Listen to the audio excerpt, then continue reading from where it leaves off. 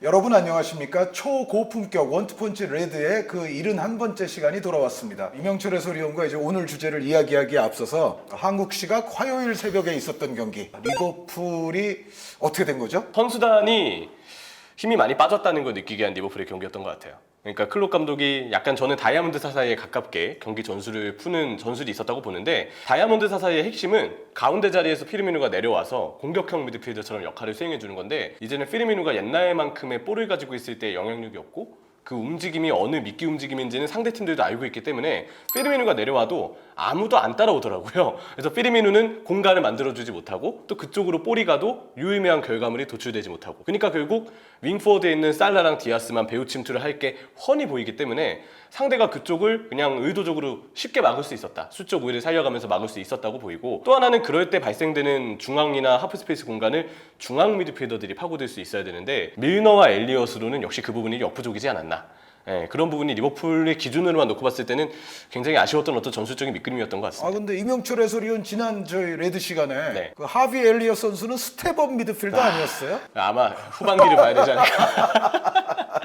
전반기는 이게 팰리스전을 보고 저는 조금 좀 괜찮다 싶었는데, 맨유전은 뭐 더비의 부담일지 뭐 잘은 모르겠지만 최악의 모습이었고요. 전체적으로 엘리엇도 이대로면은 한 주 만에 번복이 되거나 조금 시간이 더 오래 필요할 수도 있다.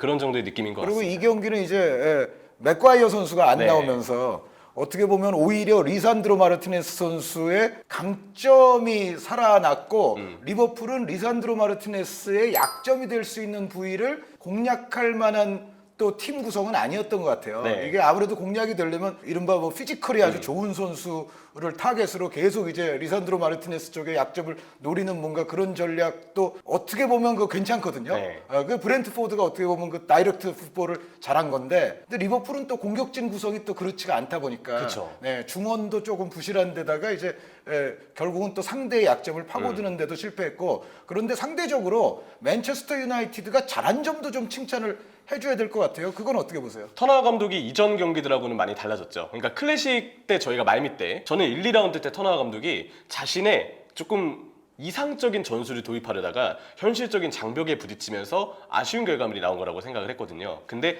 현실적으로 세 번째 경기만에 터너 감독이 이상적인 그림이 바로 나올 거기는 힘들 거기 때문에 아무래도 현실적으로 결과를 내기 위한 신중한 접근이 필요할 거라고 내다봤었어요. 근데 다행히 터너 감독이 이번 리버풀전에는 그 접근법을 빠르게 가져왔던 것이 효율적인 공격 전개, 수비적으로는 오히려 리버풀에게 잘 준비가 되는 모습을 보여주면서 효율적인 압박과 전개, 그래서 전방 자원들의 어떤 이 속도를 활용하고 대신에 미드필더의 아쉬운 빌드업 능력은 최소화하는 방향으로 저는 좀 이전 경기들보다는 경기 운영법이 꽤 괜찮았다고 생각을 했어요. 네, 압박과 속도로서 이제 리버풀을 찍어 눌렀다고 할 수 있는 그런 맨체스터 유나이티드인데, 그러면은 여기서 이제 프리미어리그 이야기를 좀 떠나서 오늘 저희 주제와도 좀 관련이 있는 것입니다만, 김민재 선수 네. 그리고 이강인 선수까지도 아주 좋은 시즌 스타트를 펼치고 있다는 대목. 뭐 김민재 선수 뭐 워낙에 뭐 뭐든지 잘하고 있기 때문에 다 기사들도 지금 엄청 많습니다만, 임 의원님 생각을 한번 들려주시죠. 그냥 환상적인 지금 시즌 초반에 보이고 있죠. 네. 일단 쿨리발리가 보여줬던 넓은 수비 범위 커버를 김민재 선수가 굉장히 잘 보여주고 있고,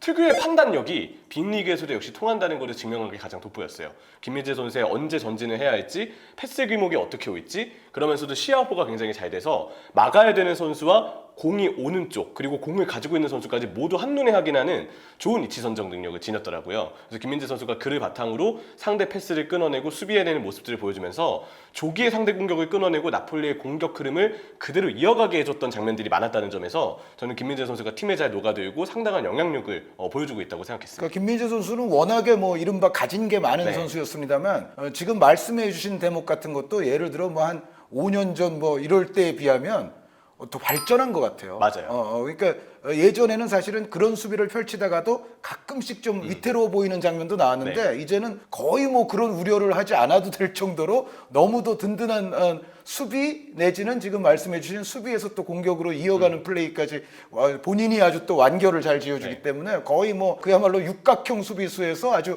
큰 육각형임을 지금 뭐 여실히 세리에 가자마자 증명해 보이고 있는 김민재 선수라는 생각이고요. 앞으로 뭐 김민재 선수 걱정은 뭐 세상에서 가장 필요 없는 걱정이라고 말할 수 있을 정도로 네. 거의 뭐 걱정이 없을 것 같고, 이강인 선수도 그 어느 때보다는 지금 괜찮은 시즌 출발이에요. 맞습니다. 네. 일단 아기레 감독이 이강인 선수에 대한 이해도가 좀 있구나라는 부분은 좀 느꼈는데 전체적으로 수비 부담을 줄여주고 공격에만 집중할 수 있는 동선이 나오게끔 하면서 팀의 하이라이트 장면 그리고 이강인 선수에게 볼이 들어갔을 때 동료 쪽으로의 어떤 패스 전개나 키패스가 나올 수 있게끔 동선 정리가 잘 된 부분이 저는 많이 돋보였던 것 같아요. 그러니까 수비할 때는 뭐 이제 측면 쪽에 서서 수비를 하기도 하지만 지금 임 의원님 말씀해 주신 대로 공격할 때는 비교적 자유로운 롤을 네. 주면서 이강인 선수의 특유의 그 볼 간수 능력, 탈압박 능력, 여기에 이어지는 왼발 또 패스 능력까지도 아주 잘 발휘될 수 있도록 만들어 주는데 확실히 그 아기레 감독이 지난 시즌 이제 말미에 그야말로 긴급 소방수로서 들어왔을 때는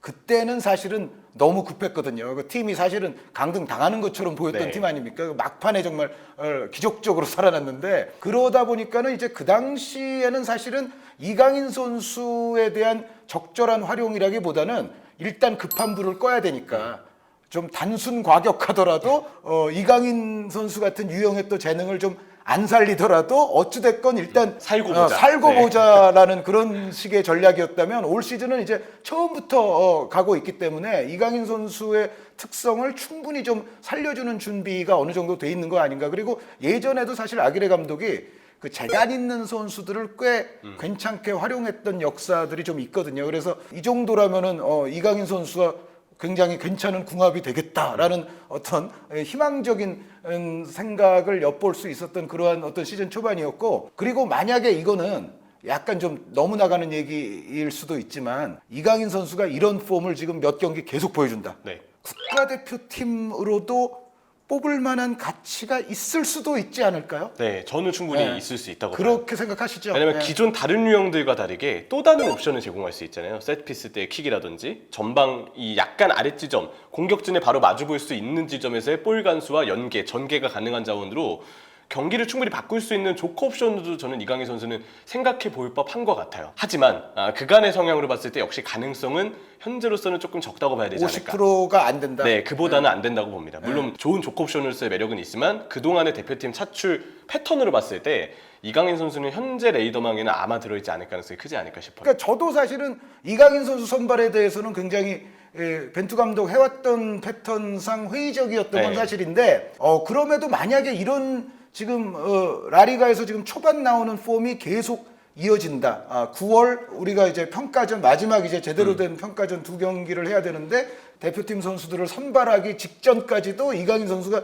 쭉 잘한다고 하면 제 생각에도 지금 말씀해 주신 것처럼 이강인 선수의 스타일 자체가 우리 대표팀에서 흔한 스타일이 아니기 때문에 뭐 그간은 여태까지 이강인 선수가 갖는 장점보다는 오히려 벤투 감독이 생각했을 때는 마이너스가 더 클 수 있어. 그리고 그 위치들에는 지금 또 폼이 좋은 경쟁자들이 충분히 있어 라고 여태까지는 생각했을지 모르지만 약간 거기서는 조금 이제는 유연한 생각을 할 수도 있지 않을까, 해야 될 것 같기도 하다라는 생각이 들어요. 그러니까 물론 이제 관건은 이강인 선수가 지금 같은 폼을 이제 앞으로 몇 경기를 네. 계속 이어가느냐 이제 문제가 있겠습니다만 어찌됐건 이강인이라는 나름 가치 있을 것 같은 옵션을 한 번쯤은 바라봐 주는 것도 나쁘지 않겠다라는 생각을 저도 해보겠고요. 이제 오늘 본격적으로 들어갈 주제는 지금 김민재, 이강인 선수 말씀도 드렸는데 아주 관련 있는 주제입니다. 올 시즌 유럽 리그에서 아주 엑설런트한 시즌 스타트를 보여주고 있는 선수들을 이명철 의원과 제가 똑같이 7명씩 7위부터 1위까지 말씀을 드려보는 시간을 갖도록 하겠습니다. 그러면 먼저 이명철 해설위원의 7위 누굽니까? 7위는요. 올 시즌 상당히 좋은 성적을 내고 있는 리즈 유나이티드의 공격수 로드리고 모레노입니다. 네, 고맙습니다. 저한테 있기 때문에 이렇게 되면은 저희 녹화 시간이 상당히 줄어요. 맞습니다. 우리 네. 지금 감독님들도 지금 아주 회심의 미소를 짓고 있지 않습니까? 대신에 이제 제가 충분한 설명을 한다는 전제. 충분하게 하세요. 네, 그렇게 노력을 해보겠습니다. 로드리고는 일단 지금 프리미어리그 3경기 4골과 하나의 도움, 놀랍게도 3경기 모두 지금 득점을 신고하고 있고요. 네. 리즈 유나이티드가 이제 제시마치 감독의 정식 시즌으로는 올 시즌이 처음이죠. 그렇죠. 지난 시즌은 도중에 부임을 해서 그래도 나름 본인의 이전 비엘사 감독의 압박 체계에 조금은 밸런스를 잡는 듯한 운영으로 팀을 잔류시키는 데 성공을 했는데요. 그 아기레 감독하고 이제 같은 원리죠. 예, 비슷한 시기죠. 소방수에서 어쨌든 성공한 거죠. 네, 다행히 이제 이 마치 감독이 정식 시즌을 맞으니까 압박을 하면서도 좀 더 그 압박에 대한 체계적인 선수들의 간격 조절, 커버, 이를 통한 기동력의 어떤 유지까지 훨씬 더 좋은 분위기로 지금 시즌을 출발하고 있습니다. 비엘사 감독도 분명 이러한 부분을 지향하긴 했으나 아무래도 선수들의 훈련 프로그램 진행 과정에서 작년 이맘때는 유독 부상자가 많았고요. 그리고 갈수록 선수들의 체력적인 이슈가 따라오고 밸런스적으로 조금 불안한 문제점들까지 노출이 되면서 여러모로 불안함을 맞았던 리즈인데 최근 들어서는 오히려 그 부분이 많이 메워지고 있죠. 어쨌든 마치 감독의 팀에서 이 로드리고 모레노는 당연히 전방 압박의 중추를 차지하는데 올 시즌 들어서 기량이 많이 발전한 것 같은 잭 해리슨부터 데니얼 제임스까지 해리슨, 로드리고, 제임스 그리고 여기에 브랜던 에런슨이 보여주는 상당한 전방 압박, 공격진 4명이 보여주는 전방 압박의 강도가 일단 매우 뛰어납니다. 그리고 여기에 타일러 아담스 선수가 프리미어리그에 오고서 아주 대단한 활약을 또 보여주고 있어요. 네. 활동량이 대단한 이른바 살림꾼 스타일의 아담스 선수인데 이 선수가 딜을 잘 받쳐주기 때문에 선수들 간의 간격 조절이 잘 되고 있거든요. 저도 그래서 사실 리즈 여러 명에서 좀 고민을 했는데 네. 그래도 대표로는 로드리고 모레노가 나와야 되지 않겠나. 맞아요. 예. 저도 일단 그래서 로드리고를 선택을 했고요. 로드리고의 지금 활동 반경을 보면 중앙 미드필더 쪽까지 내려와서 상대 중앙 미드필더의 전진을 커버하고 끊어내는 경우들까지 꽤 많이 나옵니다. 그래서 어차피 로드리고는 자신이 도전적인 압박을 해도 뒤쪽에 아담스와 에런슨이 혹은 로카가 충분히 커버를 해줄 수 있을 거라는 강한 자신감이 있기 때문에 전방 압박을 나가는 부분에서 지금 꽤 망설임이 없는 상황이고요. 여기에 더해서 이 선수 특유의 그 압박과 동기부여가 좀 된 모습 덕분에 중앙 미드필더 지역까지 내려와서 수비 가담을 해주는 모습은 보다 더 리즈의 전력이 많은 보탬이 되어주고 있습니다. 실제로 첼시의 중원을 리즈가 이른바 잡아먹을 수 있었던 이유는 이러한 선수들의 어떤 에너지 그리고 전술적인 커버가 분명히 받침이 되었다고 생각이 들고요. 그리고 앞서 이 로드리고 선수의 수비적인 어떤 가담을 보면 확실히 동기부여가 잘 돼 있는 것 같다라는 얘기를 드렸었는데 이게 공격 시에도 마찬가지로 드러납니다. 아무래도 로드리고가 최근에 벤포드가 확실히 1라운드 때도 좀 몸 상태에 변수가 있었고 워낙 이 선수의 폼이 지금 들쭉날쭉하기 때문에 현재로서는 벤포드보다는 로드리고가 일단 최전방에 먼저 선택을 받는 분위기로 보이거든요. 근데 로드리고가 이 톱 자리에 가면서 더 동기부여가 된 것인지 확실히 최전방 지역에서 보여주는 움직임이 예전 스페인 라리가 때처럼 많이 살아났어요. 공간을 만들어주고 혹은 직접 본인이 수비를 끌어주고 아니면 상황에 따라서는 수비를 역이용하는 침투를 통해서 바로 박스 쪽에 위치를 잡는 모습이 특유의 민첩함과 넓은 움직임이 살아났다는 점에서 역시 반가운 요소를 좀 꼽을 수가 있을 것 같고요. 여러모로 로드리고를 비엘사 감독 때는 벤포드 아래 공격형 미드필더로도 써보고 중앙 미드필더로도 써보고 아니면 그 당시에도 이제 최전방으로 써보고 다양한 이 위치 변경이 있었지만 기본적으로는 로드리고 선수가 약간 세컨탑 네. 스타일인 건 맞죠. 맞습니다. 아주 최전방이라기보다는. 예. 근데 현재로서는 최전방 자리에 나오더라도 약간 넓게 빠지거나 중앙으로 들어오거나 압박을 할 때도 자유분방하게 움직이는 모습 등으로 전술적인 지침까지 더해지면서 저는 로드리고 선수가 확실히 올 시즌은 날개를 달면서 좀 출발하고 있다는 생각이 듭니다. 그리고 지금 아까 말씀하신 그 해리슨 선수라든가 에런슨 선수가 지금 또 폼이 같이 좋기 때문에 그렇죠. 로드리고 선수의 그 폭넓은 움직임이 다른 선수들과의 연계 속에서 다른 선수들의 득점을 또 유도해낼 수도 있어서 리즈도 아까 말씀드린 대로 프리미어리그 모든 팀들이 지금 만만치 않듯이 일단 지금 초반 출발은 상당히 만만치 않게 하고 있는 게 틀림없는 것 같고요. 저는 사실은 로드리고 선수를 좀 더 높은 위치인 5등에 위치를 시켰는데 저는 이제 오늘 말씀드릴 이제 스탯은 트랜스퍼 마크트 기준이고요.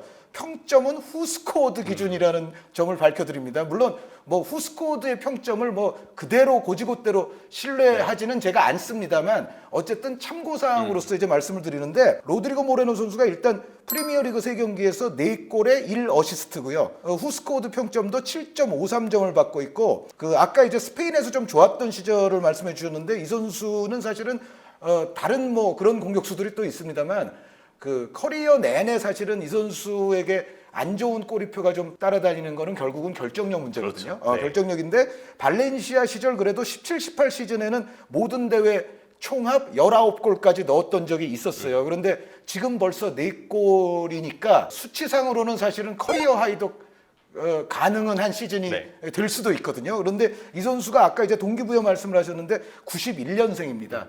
그러니까 나이도 이제는 아주 적은 나이는 아니에요. 이제 91년생이면은 뭔가 본인의 일가를 한번 이뤄야만 할 때가 왔다라는 동기부여는 분명히 있을 것처럼 보이고 어찌됐건 이 로드리고 모레노 선수를 제가 5등에 위치를 시켰습니다. 그러면 저의 7등부터 일단 해보면 바이에른 뮌헨의 2003년생 자말 무시알라 선수. 저도 있습니다. 있으세요? 이어서 이따 설명을 하겠습니다. 네. 그러면은 일단 이 선수는 지금까지 스탯을 말씀드리자면 분데스리가에서는 마지막 경기는 이제 약간 가벼운 부상이 네. 있었기 때문에 이제 참여를 안 했어요. 그래서 분데스리가 2경기에 3골이고요. 독일 슈퍼컵 1경기에서 1골과 1개의 도움. 그래서 총 여태까지 3경기에 4골과 이제 1개의 도움이라는 스탯이 있고, 분데스리가 이제 후스코어드 평점이 8.65점이니까 이 8.65점은 엄청나게 높은 평점이죠. 완전한 고점이죠. 네, 네. 네. 그런데 지난 시즌 이 무시알라 선수가 모든 대회 도합 8골이었거든요. 지지난 시즌에 7골이에요. 그런데 올 시즌에 지금 4골이니까 이미 지난 시즌에 절반 수치에 도달을 했고, 뭐 저희가 지난번에 스텝업 선수 이야기할 때 사실 좀 빠뜨린 것 같기도 한데, 예, 어찌됐건 굉장히 부드러운 발재간을 지니고 있죠. 아주 여유가 있고 부드럽고 침착하고, 나이가 2003년생이라는 것을 믿기 어려울 정도로 상당히 여유롭고 침착한 아주 기본기 발재간이 굉장히 뛰어난 선수인데, 올 시즌 왼쪽 레프트 윙 자리에서 이제 유감없이 그 실력을 발휘하고 있고, 오히려 저 자네 선수가 밀리지 않았어요 지금. 그렇죠. 네, 지금 분위기는 무시알라 선수에게 별일이 없는 한 자네 선수가 일단 벤치로 가고, 요즘 보면은 이제 마네 선수 그리고 그나브리 선수가 이제 중앙 쪽에 있는 그런 분위기인데, 어찌됐건 지금의 어떤 나겔스만 감독의 기용 패턴으로 봤을 때는 무시알라 선수가 올 시즌 이제 충분히 기회를 받으면서 바이에른 뮌헨의 전체적인 공격에 있어서의 아주 윤활유 역할, 그리고 또 주변 동료들과의 연계 속에서 골까지 많이 터뜨릴 수 있는 환경이 된 것 같고, 특히 마네 선수와의 그 전 리버풀 영웅 마네 선수와의 연계도 굉장히 좋은 것 같더라고요. 그렇죠. 네, 마네 선수도 이제 중앙에서 왼쪽으로 갈 수 있고, 또 무시알라 선수는 반대로 왼쪽에서 중앙으로 들어올 수 있기 때문에 아주 자연스러운 두 선수 간의 또 연계가 터지고 있어서, 어찌됐건 무시알라 선수는 지금 엑설런트 시즌 스타트에는 꼭 포함을 시켜야 될 것 같습니다. 몇 위시죠? 3위입니다. 오! 네, 저는 좀 높게 줬고요. 네. 지난번 그 스텝업 시간에도 무시알라 선수를 일부러 안 넣었던 이유가, 우리 기준이 이제 유명한 선수는 조금 빼기로 했었잖아요. 확연한 스텝업이라기보다는 그냥 예정된 길을 가는 그렇죠. 선수. 정도대로 가는 선수. 근데 제가 생각한 것 이상으로 올 시즌 가장 빠르게 올라온 부분이 신체 밸런스라고 생각해요. 네. 다른 것보다도 무시알라는 원래도 기술적인 부분, 움직임 같은 어떤 지능적인 부분들. 그래서 나겔스만 감독이 실제로 2선, 3선 다 배치하면서 무시알라의 미드필더적인 기질을 충분히 뽑아내는 어떤 모습을 지난 시즌에도 보여줬었거든요. 근데 올 시즌에 이 무시알라 선수가 볼을 잡고 있을 때 보면 드리블을 하면서도 마무리 시에 힘이 더 정확하게 실리고, 그러면서도 자세가 무너지지 않고 상대와의 경합도 1대1 상황에서 아무렇지 않게 벗겨내는 빈도가 지난 시즌보다 확연히 늘었다는 생각이 들어요. 그러니까 예전에는 조금 호리호리하면서 이제 네. 몸싸움이라든가 이런 부딪히는 상황에서 약간 좀 어려움을 겪는 듯한 느낌도 있었다면, 그렇죠. 예. 아니면 드리블을 치다가 종종 패스 미스가 나간다든지. 네. 이거는 이 선수의 패스기를 보는 능력이 부족해서라기보다는 밸런스 문제죠. 네, 밸런스 문제, 그리고 약간의 경험적인 문제였다고 생각을 했거든요. 근데 두 마리 토끼를 모두 이제 다 잡아낸 것 같아요. 경험도 충분히 쌓이고 있고 밸런스도 좋아졌기 때문에, 밸런스 여기에 경기 운영 능력까지 충분히 올 시즌 무시알라는 더 영리하면서도 더 검증된 활약을 보여줄 것으로 좀 생각이 들고요. 그리고 마지막으로 바이에른 뮌헨에 대한 얘기를 해보자면, 올 시즌 공격진의 뎁스가 상당 부분 강화가 됐습니다. 사디오 마네, 토마스 밀러, 무시알라, 그나브리, 코망, 자네, 그리고 최근 경기를 보면 이제 마티스 테 같은 어린 선수들도 교체로 출전을 하고 있죠. 전체적으로 공격진의 숫자가 상당히 많아졌는데, 나겔스만 감독은 이 중에 4명을 선택해서 이른바 무한 스위칭의 패턴을 가져가고 있어요. 네. 마네, 그나브리, 투톱이 넓게 펼쳐지는 때도 있지만 한쪽으로 이 선수들이 대각선 움직임을 가져가서 오히려 공간 움직임을 무시알라랑 밀러가 자유롭게 파고드는 모습들도 볼 수 있거든요. 이렇게 공간 이해도가 높고 활동 범위가 넓으면서도 움직임이 좋은 선수들 4명이 딱 픽을 받고 그때그때 위치를 바꿔가면서 플레이를 하고 있기 때문에, 지난 시즌 아쉬웠던 그나브리도 올 시즌은 스탯을 좀 잘 쌓고 있고, 그 중심에는 윤활유적인 역할, 그러면서도 결정력까지 탑재한 무시알라가 지금 상승세를 많이 주도하고 있다는 생각이 들었어요. 그러면은 이명철 해설위원의 지금 7등하고 3등 하셨잖아요. 네. 6등 들어보죠. 6등은요, 아틀레티코 마드리드의 돌아온 공격수 알바로 모라타를 꼽았습니다. 직전 비아레알전에서는 네. 골 없이 교체가 되기는 했었죠. 맞습니다. 근데 저는 비아레알전 경기 내용을 봤을 때, 아무래도 이제 그 몰리나 쪽에서의 실수가 조금 팀 입장에서는 개인의 실수가 치명타가 좀 된 결과라고 보았고, 나중에 그 퇴장까지 당했어요. 맞아요. 수적 열세까지도 아, 했으니까. 그 선수 기대를 많이 걸었던 선수인데 사실은. 네, 출발이 조금 꼬이고는 있지만, 근데 모라타 선수의 경우는 저는 그 부분을 봤어요. 아틀레티코 마드리드에 필요한 공격수 유형이 그래도 어느 정도는 모라타의 복귀를 통해서 갖춰진 부분이 있다. 왜냐?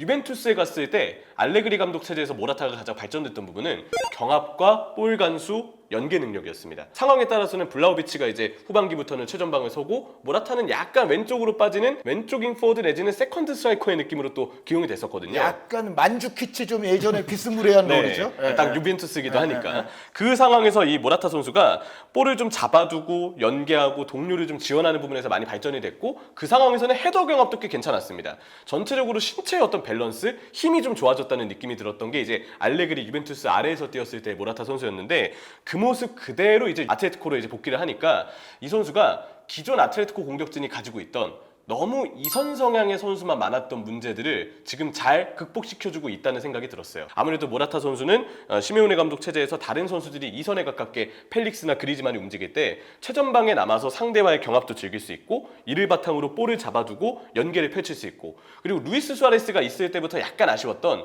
최전방 공격수에 다소 아쉬웠던 전방 압박. 수아레스는 그걸 가져가기에는 너무 나이가 많았거든요. 기동력이 있잖아요, 모라타 선수. 네, 근데 모라타는 넓은 압박도 보여주고 넓은 움직임을 통한 측면으로 빠지는 움직임, 공간 창출, 볼 간수, 연계 기존의 아틀레티코 공격수들에게 아쉬웠던 옵션을 제공할 수 있는 자원이기 때문에 저는 충분히 올 시즌 모라타가 경기 영향력 적으로 봤을 때는 꽤 괜찮은 어떤 관여력을 저는 보여주고 있다고 생각을 했어요. 비아레알전의 경우에도 팀이 물론 많이 밀리긴 했었지만 이거는 비아레알의 수비 때문에 아틀레티코의 측면 윙백과 스토퍼가 올라오는 상황에서 생각보다 측면 지배가 잘 안 되면서 지배력을 많이 잃었던 경기라는 생각이 들었고요. 그리고 비아레알은 뭐 리버풀도 상대해 보셨지만 네. 누가 상대해도 좀 껄끄러워요. 되게 까다로운 팀입니다. 수비력이 굉장히 좋은 팀이죠. 그리고 상황에 따라서 변신에 능해요. 그러니까 자기들이 네. 점유율을 뭐 60% 이상 가져가려고 하면 또 그렇게 할 수도 있는가 하면 어떤 때는 또 말 안 되는 막 템백스러운 경기도 하고 그쵸. 그러니까 이게 좀 카멜레온 같은 그게 가능한 팀이거든요. 예측이 좀 어려운 팀이죠. 예. 그래서 그러다 보니까 아틀레티코가 전체 경기 주도권을 내준 경기여서 헤타페전만큼 모라타의 어떤 영향력이 크진 않았다고 생각이 들어요. 근데 그런데도 군데군데 특히 비아레알전에 보여줬던 그 발 뒤꿈치로의 터치 이후에 보여줬던 발리 슈팅은 네. 많은 아틀레티코 팬들에게 좀 놀라움을 자아내지 않았나 생각이 들고 무엇보다 개막전 헤타페전에서의 맹활약 멀티골들을 봤을 때 경기 영향력과 현재까지 1, 2라운드에서의 어떤 모습까지도 날카로움까지도 저는 충분히 모라타가 보여줬다고 생각합니다. 네, 그리고 뭐 기본 주전은 아무래도 주앙 펠릭스와 알바로 모라타가 되지 네. 않겠나. 그러니까 모라타 선수가 사실은 듣고 보면은 육각형이에요. 맞아요. 근데 모라타 선수가 기본 갖고 있는 거는 사실 육각형인데 이게 이제 작은 육각형이 네. 되느냐 큰 육각형이 되느냐의 문제잖아요. 그렇죠. 근데 조금만 이게 확대가 될 수만 있으면은 사실은 엄청나게 좋은 선수인 건 맞거든요. 네. 그래서 과연 이제 올 시즌 이 초반의 분위기를 끝까지 얼마나 이제 가져갈 수 있을지를 한번 지켜봐야 될 것 같고요. 저의 6등은 이 선수는 설명 안 하겠습니다. 그냥 세리아 2경기 했는데 3골 하나의 어시고요. 평점 7.85점. 흐비차 크브라츠켈리아 선수. 네. 레드에 자주 나오죠. 네, 저 3번째 나오는 것 같아요. 네. 그래서 설명 안 하겠고, 그리고 이 선수가 은근히 이제 한국에서 인기남으로 등극할 가능성이 매우 높습니다. 왜냐하면 아무래도 김민재 선수 경기를 보게 되는데 볼 때마다 보면은 나폴리 공격은 저 친구가 그래도 해주네. 그걸 우리 시청자분들이 자주 보게 되면 당연히 이 선수도 인기가 이제 올라가지 않겠어요? 그렇죠. 원래는 황인범 선수랑 있을 때도 사실은 그런 요소가 있었는데 김민재와 더불어서 동시에 네. 인기남으로 등극할 것 같은 흐비차 크바라츠켈리아 선수가 저의 이제 6등이고요. 저는 흐비차 선수가 4등입니다. 아 그렇습니까? 네. 뭐 그럼 한두 마디 해보시죠. 네. 당연히 안 꼽을 수가 없었고요. 이 선수를 이제 러시아 리그에서 뛸 때의 모습으로 측면에서의 어떤 크랙과 같은 플레이가 가능하지 않을까라고 생각을 하셨을 텐데 저는 오히려 약간 다르게 박스 타격에 집중하는 옵션으로 최근에 더 모습을 잘 보여주고 있다는 생각이 들어요. 네. 워낙 밸런스 좋고 패스, 킥, 슈팅력 그리고 뭐 경기 중에도 나왔지만 헤더까지도 자주 시도하는 모습을 네, 보여줬는데 네. 박스 안에서의 대단한 골을 맞는 골 냄새를 맡는 감각이 저는 뛰어나면서도 그러면서도 보여주는 특유의 센스가 좀 있다고 생각을 하고요. 근데 오히려 예상했던 것보다 볼을 달고 움직이는 이른바 약간 측면이나 외곽 아랫 지점에서 볼을 운반할 때의 드리블은 아직은 약간 기복이 있다는 생각이 들었어요. 그건 그래요. 그러니까 조지아 대표에서 네. 뛸 때도 뭐 다 뚫리는 날은 뭐 상대가 뭐 추풍낙엽 아주 환상적인데 또 그러다가 또 턴오버가 좀 자주 나오는 경우도 있거든요. 그렇죠. 예, 예. 이게 세리아 모습을 경기를 보면서도 약간 아래쪽으로 내려오거나 볼 운반이 필요할 때는 운반책으로서는 조금 더 지켜볼 필요가 있지 않을까. 왜냐하면 이 흐비차 선수도 결국 더 큰 빅리그로 온 거기 때문에 이 부분은 조금 더 들여다볼 필요는 있을 것 같고 대신에 이미 이 선수가 가지고 있었던 박스 주위에서 골문을 타격할 수 있는 능력은 충분히 검증받은 모습을 저는 지금도 보여주고 있다는 생각이 들었어요. 그리고 김민재 선수와 어떤 연관지어서 인기를 끌 것 같은 게 김민재 양발로 나오는 패스가 흐비차에게 바로 연결되는 장면들이 생각보다 많더라고요. 네, 그러니까 뭐 김민재 공격의 기점, 네. 뭐 후비차 마무리, 뭐 이제 이런 장면이 많이 나올 수 있죠. 맞습니다. 네, 그래서 네. 그 부분 때문에 앞으로의 콤비 플레이가 또 기대되는 부분에서 흐비차 선수는 저는 4등으로 꼽게 됐습니다. 아까 6위랑 7위를 6위, 했었죠. 7위를 하셨으니까 네. 임 의원님의 그럼 5등 들어보겠습니다. 제 5등은요. 똑같은 리즈 유나이티드의 선수 브랜던 에런슨을 꼽았습니다. 네, 브랜든 에런슨 선수는 제가 정말 그 영입될 당시부터 짤츠부르크에서 은근히 뭐 아데예미도 있고 뭐 오카포도 있고 뭐 그리고 이제 요즘 또 아주 장안의 화제를 낳았던 세슈코 선수도 세슈코, 있고 했지만 은근히 에런슨 선수가 가장 중요한 선수 같이 보일 적이 많았다라는 말씀을 제가 또 레드 시간을 통해서 드린 적이 있었는데 네. 리즈가 정말 잘 데려왔죠. 그렇죠. 네. 딱 이 최전방 아래의 공격형 미드필더 같은 역할에서 상당한 어떤 활동량을 좀 보여주고 있고 무엇보다 이 선수의 볼을 달고 있을 때의 영향력이 저는 좀 인상적이더라고요. 키핑 능력이라든가 탈압박 능력도 굉장히 좋아요. 그리고 파괴력도 있습니다. 네, 종종 이 동료 쪽으로 정확하게 주는 전진 패스, 배급이 좀 좋고 마무리 시에도 꽤 괜찮은 킥력을 보여줘서 어떤 생각이 들었냐면요. 리즈의 하피냐가 중앙에 와 있는 느낌이 들었어요. 네. 예, 하피냐 선수도 충분히 아래쪽으로 내려와서의 빌드업 관여, 볼 운반, 볼 전개, 그리고 당연히 이제 그 골문 근처에 들어왔을 때는 상당한 타격 능력 이런 부분들을 보여줬던 게 이제 하피냐 선수의 매력이었거든요. 근데 리즈 유나이티드에서 지금 에런슨 선수가 보여주고 있는 부분도 중앙에서 뛰고 있지만 전개가 꽤 영리하고 그러면서도 공격적인 패스와 높은 위치에서의 판단력이 나오고 있는 데다가 마무리의 정확도가 좋기 때문에 저는 그 부분에서 이 선수의 관여도가 역시 좀 훌륭하다라고 느껴지는 부분이 많았습니다. 그러니까 사실 저도 그 스텝업 할 때 에런슨도 네. 넣을까 저도 고민을 했었거든요. 왜냐하면 이 플리식 선수에게는 너무 미안한 얘기기는 한데 월드컵에서도 잘하면은 캡틴 아메리카 역할은 에런슨 선수가 오히려 할 가능성이 있다. 물론 이제 플리식 선수도 미국 대표팀에 네. 가면은 이제 잘하는 그 건 위상이라든가 있지만, 또 네. 퍼포먼스가 달라지지만 그 에런슨 선수가 굉장히 중요한 몫을 미국 대표팀에서도 네. 차지할 공산이 꽤 크거든요. 되게 영리하면서도 적극적인 선수예요. 네, 볼도 그러면서 이쁘게 기본기가 또 잘 갖춰져 있고. 그렇죠. 네, 네. 그리고 여기에 아까 얘기 드렸던 타일러 아담스가 있는 삼성까지도 로카까지 갖춰져서 로카가 이제 아직은 체력이 다 올라오지 않은 느낌이긴 하지만 꽤 괜찮은 중원조합이 결성이 됐습니다. 로카의 배급, 아담스의 커버, 에런슨의 이음새 역할의 상황에 따라서는 박스 타격까지 그리고 전체 선수단이 보여주는 강렬한 압박까지 저는 제시 마츠 감독의 리즈 유나이티드가 분명 이 돌풍을 좀 오랜 시간 이어갈 수 있는 가능성이 매우 큰 팀이라고 생각해요. 그러니까 저는 그래도 대표로 리즈에서는 로드리고 선수 하나만 뽑았는데 네. 리즈에서 벌써 2명째 나왔어요 지금. 맞습니다. 그러면은 이제 저 같은 경우는 지금 4등을 해야 될 차례인데 네. 이 선수도 많이 알려진 선수죠. 4등 풀럼 세르비아 94년생 알렉산드르 미트로비치 선수. 이 선수는 그냥 간단합니다. 네. 프리미어리그 3경기 3골입니다.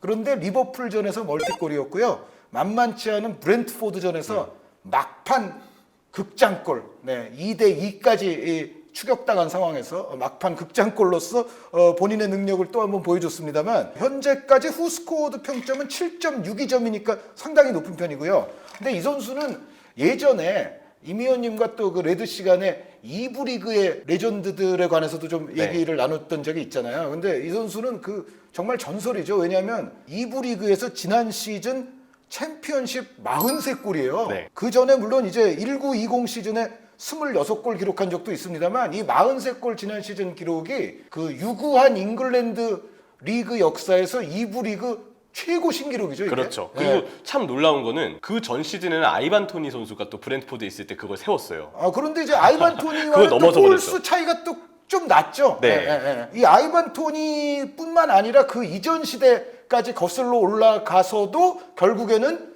최고의 기록을 이제 미트로비치 선수가 세웠는데 그런데 워낙에 이 선수가 또 1부 리그 올라왔을 때는 여태까지 실망을 자아냈던 역사가 너무 네. 많았기 때문에 과연 이번에는 아니야 일부에서는 그렇게까지 잘 통하진 않을 거야 뭐 이런 예측들도 많이 있었을 거예요. 그런데 올 시즌은 스타트부터 다릅니다. 이거는 정말 엑셀런트 스타트이고 풀럼이 지금까지 따낸 승점에 정말로 지대한 아주 혁혁한 공을 세우고 있기 때문에 과연 이제 이 미트로비치 선수가 올 시즌 끝날 때쯤에는 이제 어느 정도의 이제 스탯을 쌓아 있을지 이거 굉장히 좀 흥미로운 스토리 같고 미트로비치가 이렇게 해준다는 거는 지금 세르비아 대표팀 입장에서도 굉장히 아주 고마운 일이 아닌가. 네. 지금 월드컵을 앞두고 아주 칼을 아주 잘 갈고 있는 미트로비치 선수인데 어찌됐건 3등까지 하셨었죠. 네, 맞습니다. 네, 그러면은 저의 3등 리오넬 메시 선수입니다. 아. 네, 설명이 필요 없는 필요 없죠. 선수죠. 네. 일단 후스코어드 현재 평점이 8.71점이에요. 여태까지 8.71점인 선수가 없죠. 지금 아까 무시알라 선수가 8.65점이었으니까 무시알라의 평점을 지금 능가하고 있고요. 그러니까 아무리 이제 프랑스 리그라 하더라도 메시 선수 최근에 이제 경기를 보면 메시가 메시다운 감각을 시즌 초반부터 보여주고 있다는 게 딱 증명이 될 정도로 사실 뭐 지난 시즌 같은 경우에도 전 시즌이 나빴던 거는 결코 아니었어요. 그런데 메시 선수가 지난 시즌에 그런데 골을 모든 대회 도합 11골 터뜨렸는데 이게 메시 선수의 그 어렸을 때 0506 시즌 8골 터트린 시즌 이후에 최저 수치거든요. 워낙에 자신이 올려놓은 그 기준치라는 게 있기 때문에 대단했으니까. 예, 그러니까 뭐 경기 내용이 뭐 그렇게 아주 안 훌륭했고 그런 게 아님에도 불구하고 사실은 약간 그 최종 스탯 때문에 조금 이제 절하된 측면도 없지 않아 있었거든요. 그런데 올 시즌은 뭐 퍼포먼스면 퍼포먼스, 스탯이면 스탯을 초반부터 지금 보여주고 있고 리그왕 3경기에서 3골 2개의 어시 그리고 트로페 데 샴피옹 이게 이제 프랑스 슈퍼컵 아닙니까? 이 프랑스 슈퍼컵에서 한 경기에 한 골 그래서 총 4경기 동안 4골에 2개의 어시니까 스탯상으로도 지금 아주 훌륭하고 또 그 절묘한 패스 재간이랄지 뭐 탈압박이랄지 이런 거를 메시답게 지금 보여주는 시즌 스타트예요. 그런데 이게 어떻게 보면 그 지난 시즌은 사실 뭐 파리 이적 이후에 약간 스타트 자체도 좀 늦었었고 그런 면이 있었는데 올 시즌은 월드컵 시즌 아닙니까? 어떻게 보면 이게 지금 월드컵을 위해서 폼을 끌어올리는 딱 그 메시의 모습이거든요. 그래서 올 시즌 뭐 프랑스 리그에서의 활약도 그렇지만 뭐 월드컵에서 이제 얼마나 할 거냐. 지금 어쨌든 시즌 초반의 분위기는 좀 심상치 않은 쪽이다라는 말씀을 드리면서 너무 유명한 선수지만 어쨌든 리오넬 메시 선수 이야기를 드렸고요. 자 이제 2명씩 남았죠? 네. 이명철 해설위원의 2등 들어보겠습니다. 왠지 여기서부터는 겹치는 부분이 많을 것 같습니다. 네. 제 2등은 가브리엘 제주스입니다. 이하 동문입니다. 이럴 것 설명하시죠. 같았어요. 네. 가브리엘 제주스는 사실 아스날의 전술에 있어서 지금 아래쪽으로 내려와서 볼을 받아주는 움직임 그리고 저는 제일 먼저 부각돼야 하는 건 이 선수의 드리블 능력인 것 같아요. 역시 브라질 선수답게 내려왔을 때 상대가 뭔가 따라 붙어서 제주스를 따라서 센터백이 경합을 펼칠 때 아무렇지 않게 그 경합을 이겨내는 모습을 일단 첫 번째로 보여주고요. 대표적인 장면이 지난 본머스전에 세네시 선수와의 경합 장면에서 나왔죠. 네. 세네시가 사실 페이노르트에 있었던 지난 시즌에도 상대 공격수와의 1대1 경합은 조금 불안한 측면이 있었는데 가브리엘 제주스한테는 역시 정말 좀 힘든 저 수비수였던 것 같아요. 근데 그럼에도 불구하고 세네시 네. 선수도 유럽의 여러 클럽들이 또 노리던 수비수인 거는 맞아요. 그렇죠. 네, 도전적인 수비의 성공률은 좋은 선수이기 때문에 대신 경합만 약간 기복이 있는 건데 제주스가 그 부분을 저는 아무렇지 않게 잘 파고든 것 같아요. 그리고 딱 상대를 경합에서 먼저 이겨낸 상황에서 보여주는 볼 간수 능력 그리고 드리블을 칠 때 속도를 내면서도 타이밍을 상대에게 뺏어오면서 계속된 볼 터치로 상대에게 볼을 뺏기지 않고 자신의 재간을 뽐내는 드리블이 올 시즌 정말 많이 보여지고 있습니다. 사실 맨체스터 시티에서도 이 선수의 드리블 능력은 오른쪽 윙으로 뛸 때나 아니면 최전방으로 나올 때도 좀 많이 보여진 측면이 있었는데 근데 맨시티는 정해진 선수들의 어떤 동선과 연계 패턴을 맞춰야 되기 때문에 제주스가 자유롭게 드리블을 펼칠 수 있는 상황이 전술적인 부분에서 조금 자유롭게 풀어지는 느낌은 아니었거든요. 시스템 축구를 하는 팀이고 그 맞습니다. 시스템의 하나의 부속품으로서 기능해야 됨과 동시에 네. 만약에 맨시티에서 제수스가 드리블 치다가 뺏겨봐요.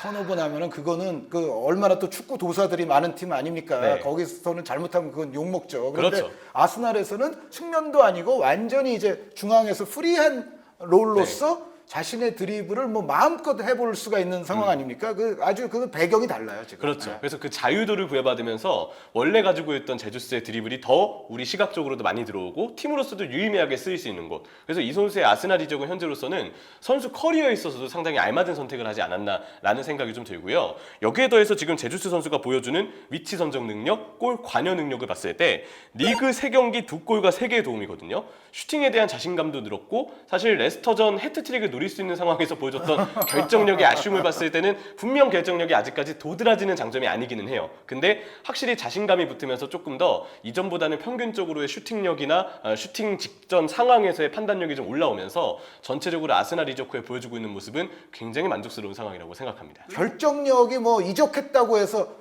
예를 들어 뭐한 5, 60점 되던 선수가 바로 100점이 될 수는 없어요. 네. 결정력에는 저도 아직도 약간의 아쉬운 대목이 있다고는 생각이 되는데 그 정도는 그런데 지금 다른 활약으로 인해서 다 상쇄됩니다. 그럼요. 그리고 혼자서 그렇게 골을 또 다 넣어야 될 필요도 없는 팀이에요. 아스날도 스타일적으로 봤을 때 그리고 주변 동료들의 또 역량을 봤을 때 그래서 킹 헨리, 킹 앙리에 이어서 킹 지저스가 지금 나올 것 같습니다. 네. 아스날에서 뛰기 위해 태어난 사나이. 이대로면 올 시즌의 영입은 분명 제주스 선수에게 돌아갈 것 같아요. 그러니까 사이닝 오브 더 시즌, 네. 트랜스퍼 오브 더 시즌. 이 폼을 그대로만 이어간다. 지금 1등인 선수는 새로 팀 옮긴 선수 아니란 말씀이죠. 맞습니다. 그러면은 팀을 옮기지 않은 선수 가운데 올 시즌 지금 스타트가 가장 좋다고 여기지는 선수 누굽니까? 네이마르입니다. 이하 동문입니다. 네, 네이마르. 저는 얘기를 한의원님과 주고받으면서 내가 네이마르를 너무 집중해서 메시를 안 넣었구나라는 생각도 들었어요.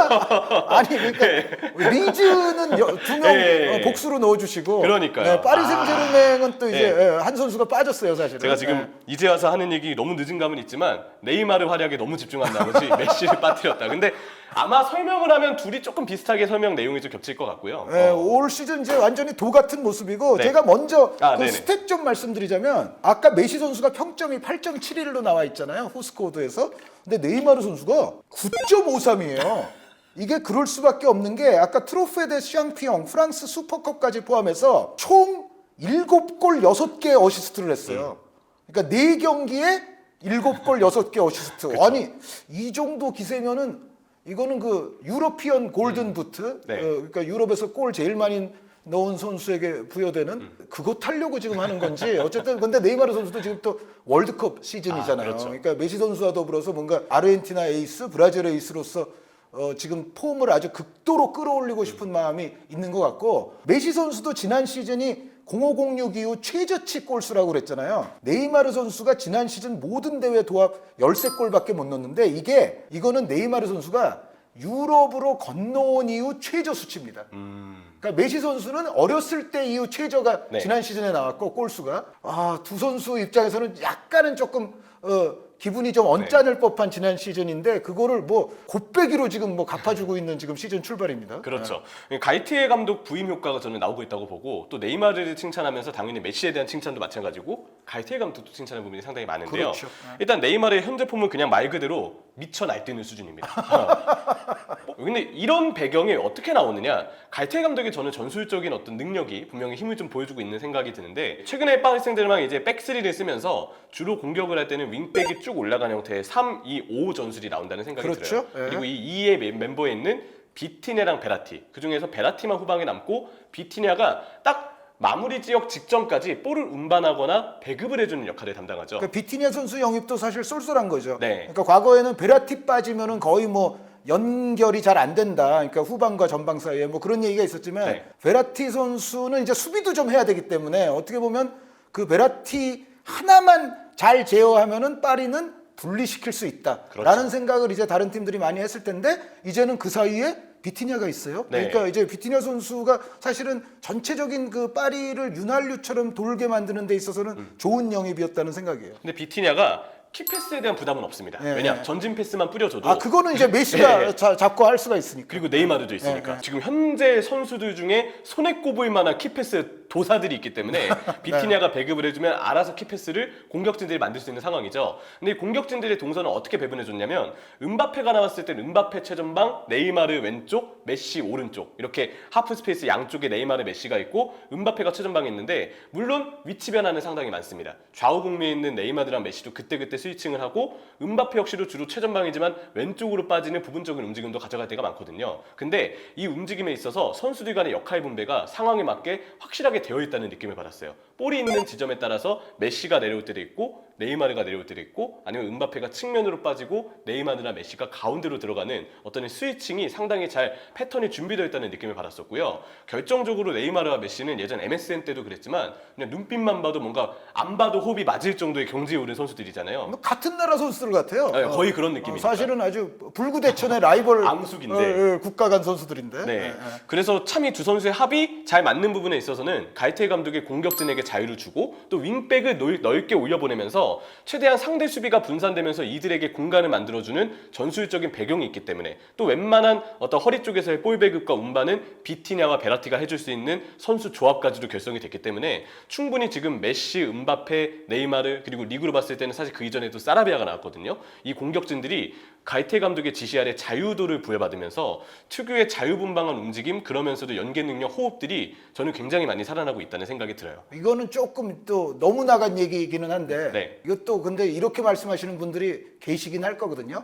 야, 프랑스 리그잖아. 그 다른 리그는 더 빡빡하잖아. 여기는 뭐 파리 생제르맹이 압도적인데. 그래서 결국은 이제 그 말씀에도 뭐 전혀 일리가 없는 건 네. 아니고 파리 생제르맹은 결국은 올 시즌에도 역시 유럽 챔피언이 목표가 돼야 되지 않습니까? 뭐 프랑스 리그에서는 올 시즌 이제 갈티에 감독 데려오고 보강도 또 더 잘해서 사실 진짜 압도적인 팀인 건 맞잖아요. 그래서 근데 챔피언스 리그 아직 조편성은 안 나왔지만 혹시 어떨 것 같아요?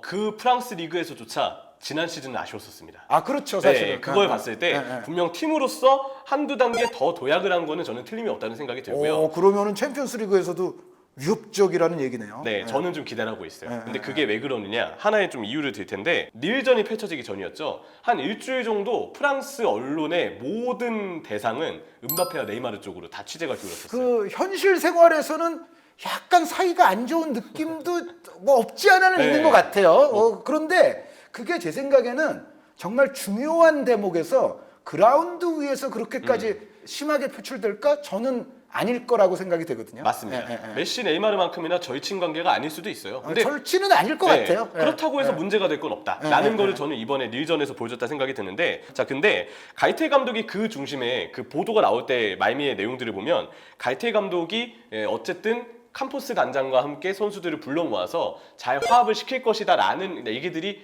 언론 보도에서는 나왔었어요. 그리고 실제로 가이테 감독이 둘 간의 어떤 문제에 대해서는 잘 봉합을 했다라고 얘기를 했고, 그 얘기가 나온 직후에 펼쳐졌던 경기가 이 릴전이었거든요. 근데 경기 시작하자마자 10초 만에 바로 골이 나왔습니다. 메시 형님의 절묘한 패스를 받아서 음바페 선수 마무리. 네, 그리고 세레모니 때 유독 선수들이 더 하나가 돼서 뭔가 큰 동작을 즐기는 그런 모습들도 보여줬었는데, 아마 메시 선수도 네. 만약에 정말 둘이 갈라지면 뭐 그 전부터의 관계를 따졌을 때 메시 선수는 아무래도 마음이 또 네이마르 선수 쪽으로 좀 기울 수 있잖아요. 네. 바로 말씀하신 그런 부분 때문에 메시 선수가 정말 경기 시작하자마자지만 정말 마음 먹고 혼신의 공력을 다 해서 저는 음바페 선수를 찔러줬다고 봐요. 저는 그리고 그 골 장면이 어느 정도 사전에 약속한 패턴이 있다고 봤거든요. 그렇다면 그 패턴은 경기 전에 감독과 선수단이 사전에 먼저 합을 맞춰봤을 패턴이 가능성이 크고, 그 부분에서 불화설이 터지는 그 주간 동안 오히려 시작하자마자 경기에서 10초 만에 골이 나오고 거기서 선수들이 모두 팀으로서 만들어낸 골이 나왔다는 거는 분명 갈등이 만약에 있었다 한들 그거를 충분히 정리할 수 있는 부분이 이 한 주 동안에 만들었고, 너무 좋은 타이밍에 골이 나온 거죠. 네, 그 부분에 있어서는 저는 가이테 감독이 보여준 능력도 꽤 있었다고 생각을 해요. 경기 시작하자마자 그간 계속 문제됐던 거를 어떻게 보면 좀 날려버릴 수 있는. 그렇죠. 그래서 프랑스 언론이 그동안 막 불을 지폈던 그 불화설이 어느 정도 심각성 있는 문제였는지는 아무도 알 수 없지만 저는 오히려 지금 시점에서 터졌고, 오히려 그거를 파리 생제르맹은 가장 깔끔하게 아무렇지도 않다, 우리만의 방식으로 딱 응답을 했다는 생각이 들어요. 그 둘 관계는 사실 이번이 처음은 아니어서 그러니까 이전부터도 둘 간에는 조금 불편함은 있었던 건 사실이다. 네. 사실인데 또 어떻게 보면 메시가 있으니까 조정이 조금 더 편한 것도 있겠다라는 생각은 들어요. 물론 그런 것도 이제 있죠. 제가 아까 메시 선수는 그래도 네이마르에 가까울 거라는 게 인지상정이긴 한데 그럼에도 불구하고 메시는 또 네이마르보다도 형이잖아요. 네. 그리고 저 팀의 성공을 기본적으로 바라고 있을 거 아닙니까? 아무리 그 둘이 또 잘났어도 메시 형 앞에서 둘이 뭐 대놓고 싸우기는 나는 그거는 어렵다고 보거든요. 그리고 가이테 감독도 그 가운데에서 감독으로서 선수단을 잘 정리한 느낌이 들어서 지금의 팀 분위기라면 충분히 가이테 감독의 전술 역량 그리고 선수단 사이에서의 이슈도 잘 정리된 모양새로 봤을 때 올 시즌 챔피언스리그에서도 기대할 수 있는 부분들이 분명 많을 것으로 생각을 합니다. 네, 지금까지 이명철 해설위원과 더불어서 7명의 시즌 최고의 엑설런트한 스타트를 끊고 있는 선수들이었습니다. 여러분 재미있게 보셨으면 좋았겠다는 생각을 하고요. 저희는 원투펀치 초고품격 레드 72번째 시간으로 다음 주에 다시 찾아올 것을 약속드립니다. 여러분 대단히 감사합니다.